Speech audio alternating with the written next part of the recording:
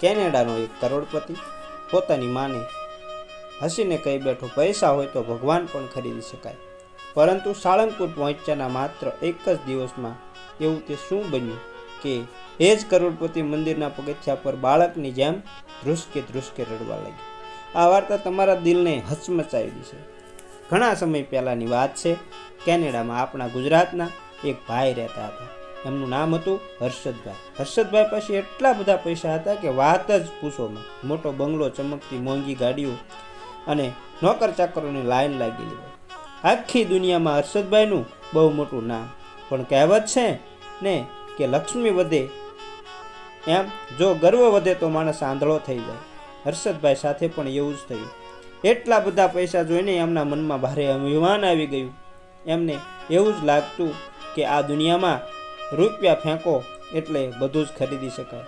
ગરીબ માણસ રસ્તા પર દેખાય તો હર્ષદભાઈ મોઢું બગાડતા અને એમને કીડી મકોડા જેવા સમજતા. ભગવાનમાં પણ એમને કોઈ શ્રદ્ધા નહોતી. બસ દુનિયાને બતાવવા માટે ક્યારેક દીવો કરી લેતા. એમને મન તો એમનો રૂપિયો જ એમનો ભગવાન હતો. આવડા મોટા બંગલામાં હર્ષદભાઈની સાથે એમના ઘરડા માતા પણ રહેતા હતા. માં સાવ ભોળા અને ગામડિયા સ્વભાવના. માનું દિલ તો હંમેશા ભગવાનના ભજનમાં અને ગરીબોના ભલામાં જ રહેતું હતું. માં જ્યારે પોતાના દીકરાને આટલો બધો અભિમાની જોતા ત્યારે એમનું કાળજું કંપવા લાગ્યું. માં રાત્રે એકલા ભગવાન આગળ રડતા અને કહેતા કે હે ભગવાન, હે પ્રભુ, મારા દીકરાને આ રૂપિયાનું લોહી ચડી ગયું છે, અભિમાન ચડી ગયું છે, એને સાચો રસ્તો બતાવજે. બાપા સમય વીતતો ગયો અને માં ખૂબ બીમાર પડ્યા. ડૉક્ટરે પણ હાથ ધોઈ નાખ્યા કે હવે માજી ઝાઝુ નહીં જીવે. એક દિવસ માં ખાટલામાં સૂતા હતા. એમના હાથ ધ્રુજતા હતા. એમણે હર્ષદભાઈને પોતાની મા પાસે બોલાવ્યા. માની આંખોમાં આંસુ હતા. માએ ધ્રુજતા અવાજે હર્ષદભાઈનો હાથ પકડ્યો અને કહ્યું કે બેટા, મારી વાત માનીશ? આ ડૉક્ટરની દવા હવે મને કામ નથી આપવાની.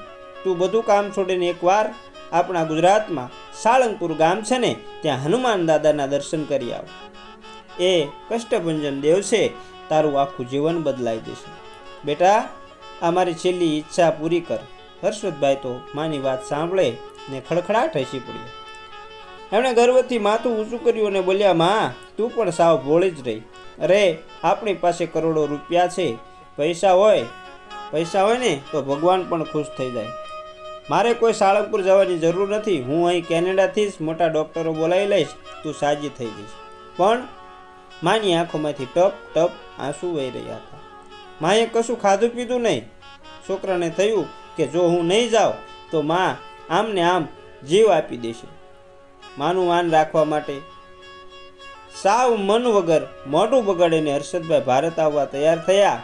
એમણે મનમાં વિચાર્યું, જઈ આવું. સાળંગપુર માની જીત પૂરી થઈ જશે અને હું પાછો કેનેડા આવી જઈશ. હર્ષદભાઈ ભારે હૃદયે વિમાનમાં બેસીને ઇન્ડિયા આવ્યા. અમદાવાદ એરપોર્ટ પર ઉતરતા જ એમના માણસો એમને લેવા આવી ગયા. હર્ષદભાઈના મનમાં હજુ પણ એ જ ઘમંડ હતો કે હું બહુ મોટો માણસ છું. તે ગાડીમાં બેસીને સાળંગપુર તરફ રવાના થયા. એને ખબર નહોતી કે સાળંગપુરના એ દાદા જે ગરીબોના બેલી છે તે આજે આ કરોડપતિના અહંકારના કિલ્લાને માટીમાં મેળવવાની તૈયારી કરીને બેઠા છે. જેમ જેમ ગાડી સાળંગપુરની નજીક પહોંચવા લાગી તેમ તેમ આકાશમાં કાળા ડિબાંગ વાદળો ઘેરાવા લાગ્યા. જાણે કુદરત પણ કોઈ મોટો વળાંક લાવવાની રાહ જોઈ રહી હતી. હર્ષદભાઈની ગાડી સાળંગપુર ગામના પાદરમાં પહોંચી. ત્યાં જ અચાનક ગાડીમાં મોટો અવાજ આવ્યો અને ગાડી ત્યાં જ ઊભી રહી ગઈ. કરોડો રૂપિયાની ગાડીએ દાદાના ગામમાં આવતા જ દમ તોડી દીધો. ડ્રાઈવરે ઘણો પ્રયત્ન કર્યો પણ ગાડી ચાલુ જ ન થઈ. હર્ષદભાઈ ગુસ્સાથી લાલ પીળા થઈ ગયા. અરે, આવી ભંગાર ગાડી કેમ લાવ્યો? તને ખબર નથી હું કોણ છું? મારી 1 મિનિટની કિંમત લાખો રૂપિયા છે. આવું હર્ષદભાઈ બોલ્યા. હર્ષદભાઈએ ખિસ્સામાંથી પોતાનો મોબાઈલ કાઢ્યો. પણ આ શું? મોબાઈલમાં નેટવર્ક જ નહોતું આવતું. અને જોતમાં બેટરી પણ પૂરી થઈ ગઈ. અંધારું થવા લાગ્યું અને ધીમો ધીમો પવન અને વરસાદ પણ શરૂ થઈ ગયો. ડ્રાઈવર અને સાથે આવેલા માણસોએ કહ્યું કે સાહેબ, અમે ગામમાંથી કોઈ મિકેનિકને ગોતી લાવીએ, તમે અહીં જ બેસો. એ લોકો ગયા અને કલાકો વીતી ગયા છતાં કોઈ પાછું ફર્યું નહીં. બધા એમને રસ્તા પર એકલા મૂકીને જતા રહ્યા. છેલ્લે હર્ષદભાઈની આગળ પાછળ નોકરો કરતા ફરતા એ આજે અંધારામાં સાવ એકલા પડી ગયા હતા. તેમને કકડીને ભૂખ લાગી હતી અને તરસથી ગળું સુકાતું હતું.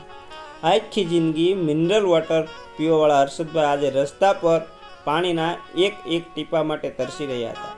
પૈસાનું અભિમાન અહીં સાવ નકામું સાબિત થઈ રહ્યું હતું. કરોડપતિ સાહેબ આજે લાચાર બનીને રસ્તા પર ઊભા હતા. કંટાળીને તે ધીમે ધીમે ચાલતા ચાલતા મંદિર તરફ ગયા. રાત પડી ગઈ હતી. મંદિરની બહાર ચંપલ સાચવવાની એક નાની જગ્યા હતી. ત્યાં એક સાવ દુબળો પાતળો ફાટેલા કપડાં પહેરેલો ઘરડો માણસ બેઠો હતો. એ દાદાનું નામ રામજી બાપા.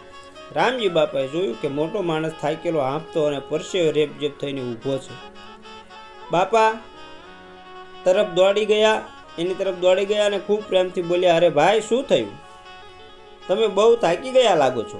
લ્યો, આ માટલાનું ટાઢું પાણી પીવો. હર્ષદભાઈ, જે હંમેશા ગરીબ માણસોને ધૂતકારતા અને કીડી મકોડા સમજતા, એમને આજે કોઈ પણ કર્યા વગર એ ગરીબના હાથમાંથી પાણીનો લોટો લઈને ગટગટાવી ગયા.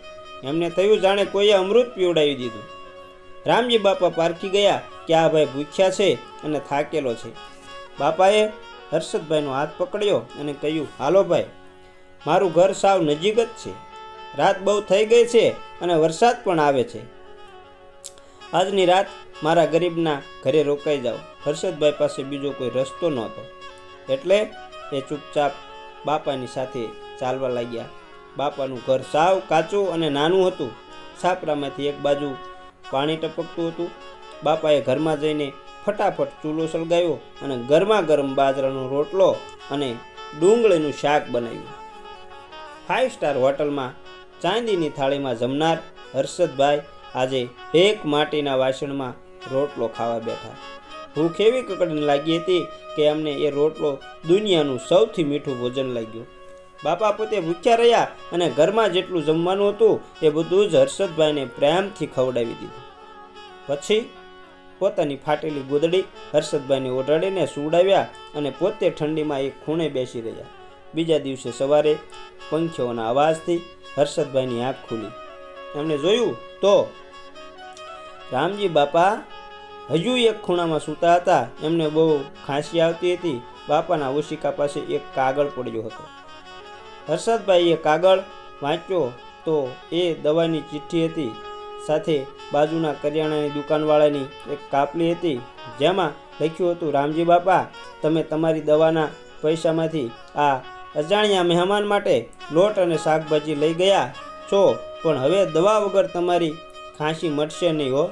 બાપા આ કાપલી વાંચતા હર્ષદભાઈના પગ નીચેથી જમીન ખસી ગઈ. એમના હાથ ધ્રુજવા લાગ્યા.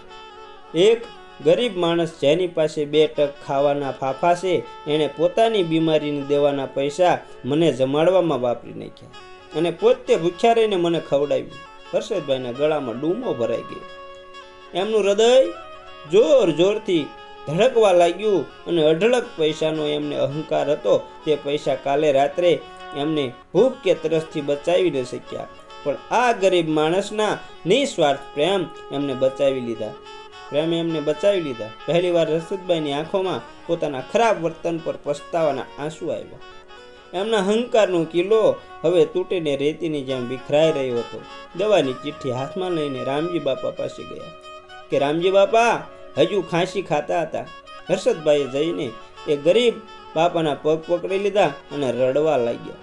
રામજી બાપા બેઠા થઈ ગયા અને બોલ્યા, અરે ભાઈ, આ શું કરો છો?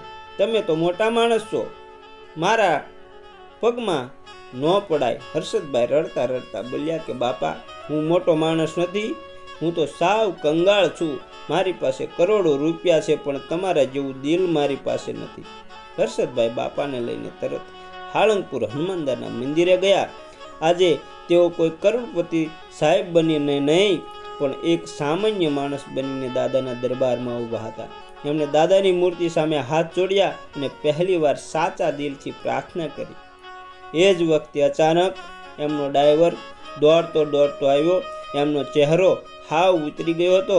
એણે હર્ષદભાઈના હાથમાં ફોન આપતા કહ્યું કે સાહેબ, કેનેડાથી તમારા ઘરનો ફોન છે. ક્યારનો ફોન લાગતો નહોતો. હર્ષદભાઈના મનમાં ફાળ પડી. ધ્રુજતા હાથે એમને ફોન કાને મૂક્યો.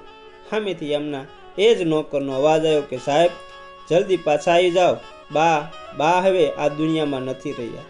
રાત્રે જ એમનો શ્વાસ છૂટી ગયો. આ શબ્દો સાંભળતા જ હર્ષદભાઈના હાથમાંથી ફોન છૂટીને નીચે પડી ગયો. એમના પગ નીચેથી જમીન ખસી ગઈ, સરકી ગઈ.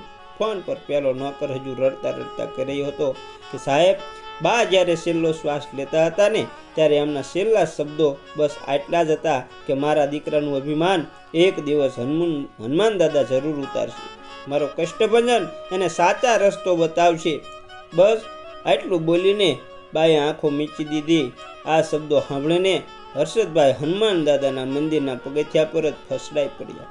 જે માણસ ગઈકાલ સુધી રૂપિયાના નશામાં સાતી કાઢીને ચાલતો હતો તે આજે પગથિયા પર માથું પસાડીને એક નાના બાળકની જેમ ધ્રુસકે રડી રહ્યો હતો કે હે માં, મને માફ કરી દે માં, તું સાચી હતી. આ પૈસા કોઈ કામના નથી. હું પૈસા કમાવામાં માણસાઈ ભૂલી ગયો હતો. હે દાદા, મારી માને પાછી લાવી આપો. પણ હવે ઘણું મોડું થઈ ગયું. માં હંમેશા માટે ચાલી ગઈ હતી. હર્ષદભાઈને સમજાઈ ગયું હતું કે માણસ પૈસાથી મોટો નથી બનતો. પૈસા તો આજે છે ને કાલે નથી, પણ માણસનો પ્રેમ, દયા અને ગરીબોની સેવા એ જ સાચો ધનિક બનાવે છે. તેમણે પોતાના આંસુ લૂસ્યા. રામજી બાપાની દવા માટે મોટામાં મોટી હોસ્પિટલમાં વ્યવસ્થા કરાવી અને એમને પોતાના પિતા સમાન માનીને આજીવન સાચવવાની જવાબદારી લીધી. કેનેડા જઈને એમણે પોતાની બધી ખોટી આદતો અને અભિમાન છોડી દીધું. પોતાનો અડધો રૂપિયો ગરીબો, બીમાર લોકો અને વૃદ્ધાશ્રમમાં દાન કરી દીધો. એ દિવસ પછી હર્ષદભાઈનું જીવન સાવ બદલાઈ ગયું. હવે દર વર્ષે તેઓ સાળંગપુર આવે છે, પણ કોઈ મોંઘી ગાડીમાં નહીં, બસ એક સામાન્ય માણસની જેમ તેઓ મંદિરમાં આવતા દર્શનાર્થીઓના ચપ્પલ સાચવે છે, રસ્તા પર બેઠેલા ગરીબોને પોતાની હાથે જમાડે છે અને કચરો વાળે છે. હવે લોકો એમને કરોડપતિ હર્ષદભાઈ નથી કહેતા, પણ બધા એમને પ્રેમથી દાદાનો સેવક કહીને બોલાવે છે. માતાની છેલ્લી ઈચ્છા પૂરી થઈ ગઈ હતી. હનુમાન દાદાએ અહંકારનો પહાડ તોડીને એક સાચા માણસનું ઘડતર કરી દીધું હતું. મિત્રો, જો આ વાર્તા તમને ગમી હોય તો કોમેન્ટમાં લખજો જય હનુમાન દાદા, અને લાઈક, શેર અને સબસ્ક્રાઈબ કરવાનું ભૂલતા નહીં. જય માતાજી મિત્રો.